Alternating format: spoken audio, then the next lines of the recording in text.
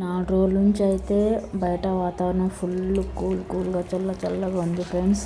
ఏం తినాలో ఏం చేసుకోవాలో అర్థం కాక అంతా తికమక్క అయిపోతున్నాం.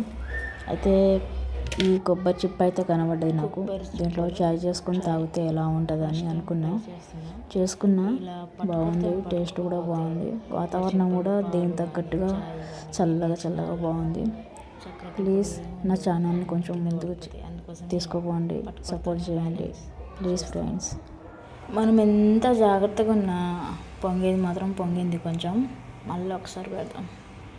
కొంచెం మసులుతూనే కదా చాయ్ బాగుండేది.